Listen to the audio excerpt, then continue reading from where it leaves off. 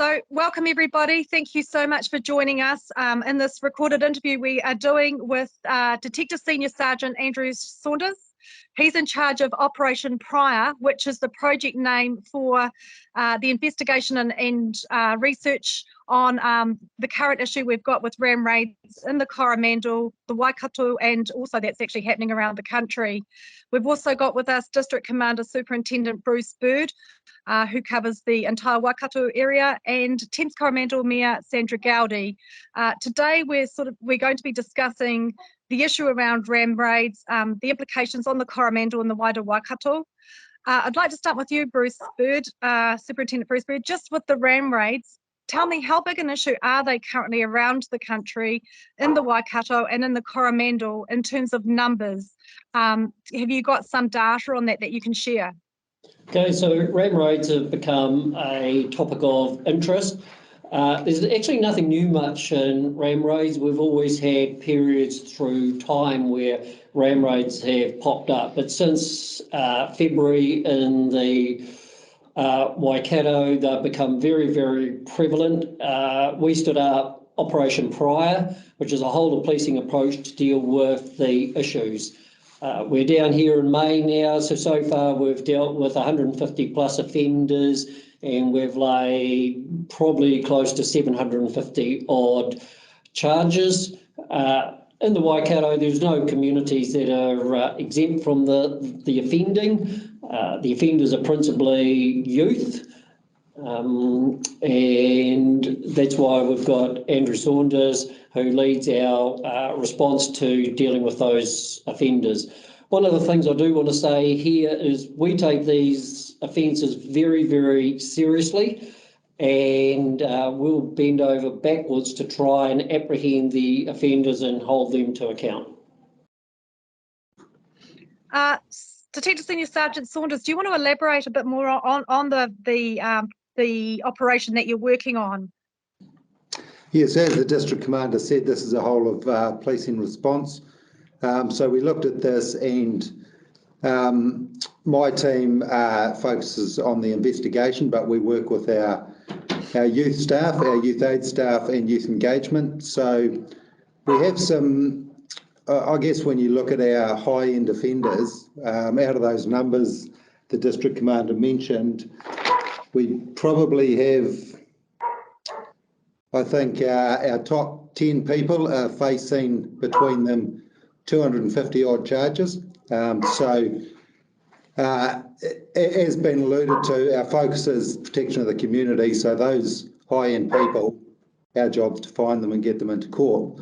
Now with our youth engagement staff, we also identify people that are not at that high end, but they're getting dragged along. So we do work with those and with other agencies to, I guess, step in before they become as bad as those other ones. So we've also got our response plan for our frontline PST staff.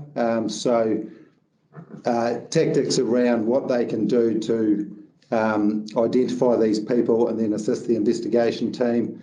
But our main focus is really protecting the community and holding these offenders to account. Can we talk a little bit, and Ms. Sandra, I'd like you to join in here, knowing your communities. What do you think the motivations are for these types of incidents now? Oh, look, I couldn't tell you what the motivation is. So I just pick up on the fact that it's largely around our youth. And I know that MSD have been working with the police on a program that we have running called Te Huarahi, and that's hugely supported for mentoring and sponsoring locally. It's a great program, and it's making some inroads in terms of influencing our youths in a positive direction. So all I can say is I hope that we continue to see the funding for that. I'm just concerned about businesses. They're feeling incredibly vulnerable right now, and so they're emotionally very upset. You know, it's very disturbing for them, and so they've had emotional and financial impacts as a result of these ram raids, but continue to feel vulnerable in the face of them. Is there anything, I'm just wondering if there's anything that that in conjunction with the police, there's anything we can do that might increase the security and reduce the vulnerability, particularly in places like Mary Street and just to the retail sector. I was just wondering if either of you can give any insight into that. So look, what I can tell you is we totally feel the frustration that the shop owners are feeling. Our prevention staff are working with them, and we have staff around the community reassurance. So what we look at in terms of the businesses are giving advice around what they can do to make it their business stronger, if you like, what we call target hardening, and how they can change their business up so it's not as attractive for offenders to target. Having said that, and some businesses have been on board with that, but the biggest focus is still focusing on the offenders that are actually committing these offences and stopping them early in their tracks. So, and probably with our offenders, I'll just, well, we've got a lot aged between 13 and 17, or 13 and 18. The biggest bulk are 13 to 17 age gap. Can I just add to that, as a council, we've got information on our website to support businesses. We're keen to work with businesses individually or collectively to help them work through what they would like to do, and then assist them and as much as we can to help them achieve that sort of sense of security that they need. And so it doesn't require a resource consent for bollards. That was something that someone told us they thought was the case, but no, it's not. So I just wanted to reassure them. The key thing is to get in touch with someone from council, check out the website, what's on there, and get in touch with council. Look, I was just thinking this morning, you know, that I am just so grateful to our police that we've got people putting themselves out there on the front line every day to help us throughout the country. And I just can't speak highly enough of our police force and the work that they do. So we back them 100%. Going forward, this is not an easy matter to deal with. I'm keen to see our youth programs continued, and we're currently working on a community trust area where they can have community youth activity, where they want to go and be given and taught those values that clearly are not coming from their parents or from their home life. There's a big gap there, and we don't even want to start that discussion about where are the parents and what's happening there. So to the police though, are you seeing the ANPR cameras? Are they assisting you in any way with? Yeah, absolutely. The cameras on the peninsula are doing very, very well. Provided we've got the data entered, it throws up an alert for us to do something. Now, coming in behind the ANPR cameras, it's all well and good to say, yeah, you've got these cameras, but we do now have in eastern Waikato 3 cars that are running 24/7. So there's 3 police cars out on night shifts in particular. When I first started 8 years ago, we had none, and we relied on calling out staff. So we've managed to manoeuvre that in, and there was a lot of feedback from the communities on the Coromandel and Thames in particular. I remember about getting the Thames station back 24/7. So we do have that capability to support that, but there is also a realisation that that resource does have to move across the area depending on what the priorities are that are coming up at any one particular time. So that was one concern that was raised, and around response time, and I'd love to see the police resourced more, and they absolutely need that. But in the absence of that, there is a concern around response times. Is there any chance of getting additional resourcing from the government to be able to improve in that space? Because it's something that you're struggling with all the time, and you certainly need to be resourced to do the work that you do. Yeah, so that's always a good thing for mayors to come in and support us in terms of the things that they see to bring home to government. And thank you for your continued support in that. It's been very, very much appreciated. Always. So it's something that we absolutely need to be mindful of and keep addressing. I'm just wondering, Andrew, is there anything else that you wanted to add to what we might be able to do, or? No, look, other than it's already been mentioned, we're totally committed to keeping on top of this problem. We appreciate it's continuing and ongoing, but whatever numbers we give you, if we weren't doing what we were doing, that'd be a lot worse. So we are actually doing our best to stay on top of this. One of the things that has been raised is the need for communities to sort of get together, like the old neighbourhood watch groups and support groups. I'm not sure what's happening in that space these days, and I know that I've received some correspondence from one of our community people that wants to re-look at that, doing something like that. What's the state of play in regard to neighbourhood watch groups? So neighbourhood support groups are still up, strong, running in communities that are community-minded and are very, very interested in their safety. And we've had great success in those communities where they're pretty well established in terms of giving us what we call sort of community intelligence, telling us about the tinny houses and other behaviour that might be causing concern into the community. The other one that goes along there is the community patrols. Once again, gives us another set of eyes and ears that are out there, and they channel their resources back into us so that we're understanding what's actually happening in those communities all the time. So communities that want to do a whole heap of stuff, there's plenty of stuff you can do, and it's very good hearing from the Mayor then around the youth initiative that you've got coming up.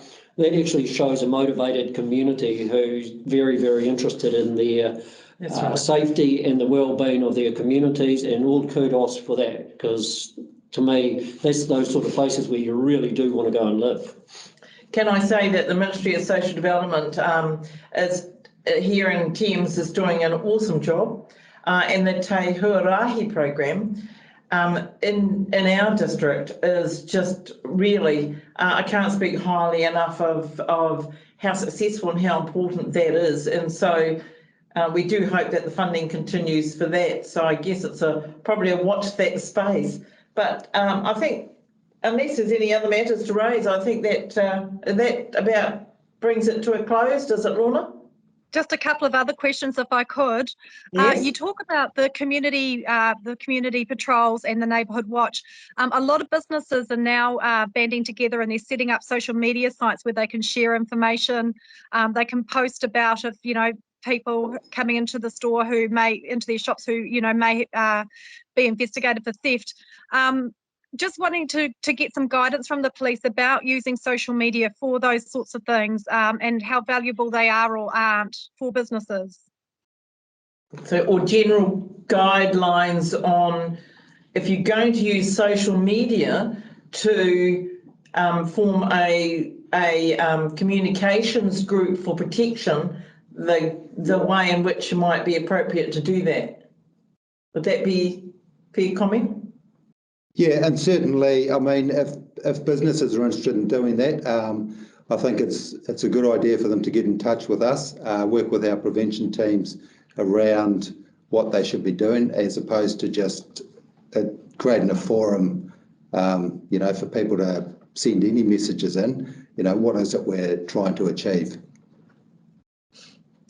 That's good to know. And with the shoplifting, and I noticed there, Aurora is always a good platform to use for businesses. All the information that's collected by Aurora in terms of shoplifters or any images that they come through Aurora into the police channels as they stand now. And we put out a thing called Faces of the Week to see if we can identify who these people are, and that's quite successful.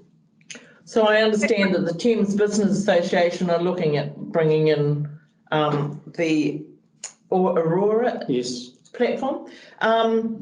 Is social media actually creating a negative effect for trying to police this particular issue?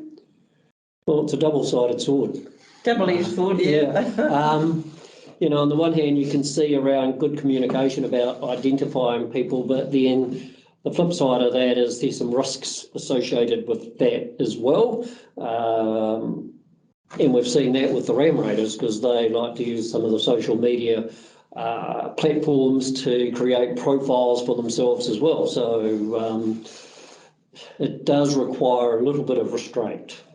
And I actually think that probably the businesses affected by this in particular, or that feel particularly vulnerable, are probably better to be a little bit more discreet in terms of their activity in providing security, rather than making it potentially readily available on the net.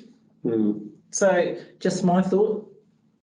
So I think. And just a few other quick questions, if I may. Sandra, you referred to, you know, we're hearing from businesses who are asking about getting bollards in front of their shop fronts. Yeah, we did allude to the web page, which is the tcdc.govt.nz/bollards. Couple of questions. We've already had people who are asking about, you know, the viability of that. And then there's also the question about the amenity of the townscape having bollards in front of shops. You know, can you sort of elaborate on the discussions we're having around amenity versus, you know, security of businesses? Well, I mean, we have design guidelines around heritage, and so it is going to detract from that a little. However, the bollards could have that heritage look, and so I think it's a bit of a balancing act, really. And quite frankly, I'm not averse to having the bollards put in place for the shop owners' protection, and that would have to be done in conjunction with council, and the retailer, though, is often not necessarily the owner of the premises. So the owner of the premises must also be involved and work in conjunction with council. But I think in the first instance, contact council, and it's a case-by-case basis, and we'll work through it from there. And today the governments are considering funding security solutions for things like bollards to protect small businesses from things like ram raids.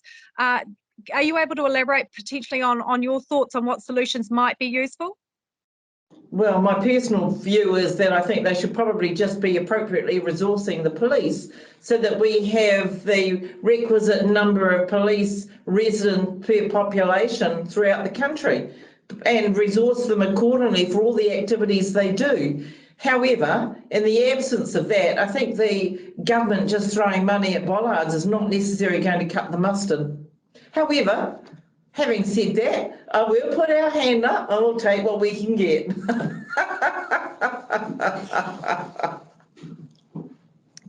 And just, I don't know, Bruce and Andrew, if you're able to comment on this, but is bollards a solution, or would you, from a police perspective, say there is other solutions that can be done in conjunction with this? So, as Andrew spoke about just before, target hardening is always a good way to actually target harden your premises, and it may deter some of the offending that we have going on. Other things that might be successful there is, I think the jury's out a little bit on some of the stuff. The fog cannons have definitely worked when they've gone off, and we've heard from offenders they can't see a thing when the fog cannons go off. So that's another option to be considering for businesses. But I'm also mindful very much too that businesses have had it really hard over the last period of time. So any support that can come through from government and council, I think, will be greatly appreciated by businesses. Just one other point I do want to make, though, is to all the people viewing this, we're here for you, victims, and we will represent your interests very, very strongly when we apprehend these offenders. to hold them to account. But just a distinction there, our job is actually to investigate and hold offenders to account. And once we've discharged that responsibility, then that becomes somebody else's responsibility. Just want to say thank you very much to all three of you for your time today. As we said, if you go to the TCDC website /Bollards, if you're interested in finding out further information on whether you require bollards in front of your property, your business, and we really appreciate you viewing this and listening to this today. Thank you both, really appreciate it. Thank you. Thank you.